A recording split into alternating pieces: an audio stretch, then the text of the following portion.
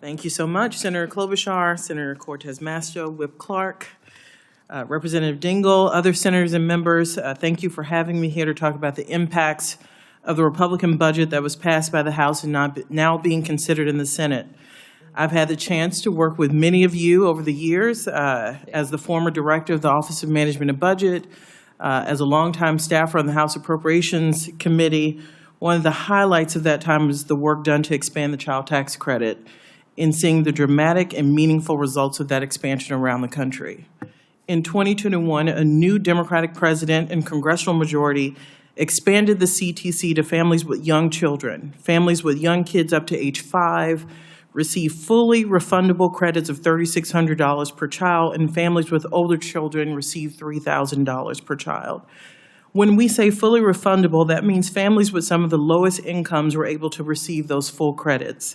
Full refundability meant a significant expansion to homes of single mothers with lower incomes who often cannot qualify for the child tax credit. Overall, the CTC lifted 2.9 million children out of poverty in 2021, including 1 million children under the age of 6 and 1.9 million children aged 6 to 17. We know what works, and we know what a Congress determined to help families make ends meet can do for the American people. That's not what's happening in the Republican budget bill. Rather than build on the historic decline in poverty from the 2021 expansion, the Republican budget bill includes some of the most damaging cuts to basic needs programs that we have ever seen. Nonpartisan analysis has shown 16 million people will stand to lose their health care. The Republican budget will abandon efforts to expand the child tax credit to help working families, something we saw just in 2021 reduce child poverty in half. As many as 20 million children, as Whip Clark pointed out, in working families will not have access to the full $2,500 credit in this Republican bill. Most of them will get $0 extra dollars from that expansion. If you are a married couple with 2 children that makes $400,000, you'd be eligible for the full $2,500 credit for each of your children, so up to $5,000 or $5,000 in total under this bill. A mom of 2 making $16,000 would get less than half of that much, just $2,025.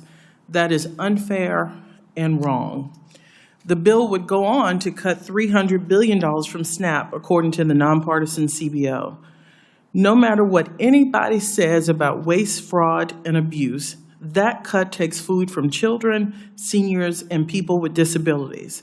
More than 2 million children would see their food assistance terminated or cut substantially under this bill. This bill expands work requirements, which are really meant, as we all know, to overwhelm people out of the system. To parents with children over age 6 and to older adults age 55 to 64. I hope we can all agree that hunger does not become less dire for a 7-year-old whose parents can't clear the red tape of new requirements. The Republican bill also proposes to reduce the federal contribution to state SNAP programs, shifting costs to states, which is expected to lead to deep cuts to food assistance that will reduce or end food assistance for 1.3 million people and could result in some states opting out totally from the SNAP program. CBO also says this policy would cut school lunches and breakfasts, impacting 420,000 kids, increasing their risk of hunger. Then there is the Earned Income Tax Credit, EITC. The Republican budget bill would require families to pre-certify each of their children each year if they claim them for the credit. More than 17 million families, every single one that utilizes EITC, will have to pre-certify. Every last family will be affected by this new requirement.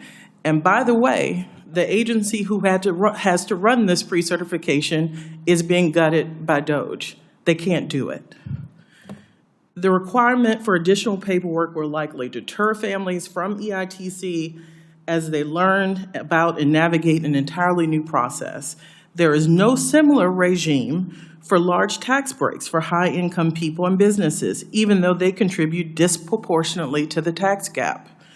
Senators and members of Congress, thank you for holding this important conversation. Frankly, it's overwhelming hearing Some people don't believe this bill does all of this, all to partially pay for tax cuts for the wealthy. I say partially because this bill takes a final swipe at the future of our children by adding $2.4 trillion to deficits. You know, I'm another mother of a Charlie, of a 3.5-year-old Charlie. I could be a lot of places today, but I'm here for the Charlie down the dais and for my 3.5-year-old. So thank you for doing this. Thank you for pointing out what really are fatal flaws in a bill that's making its way through, and I hope we can do better.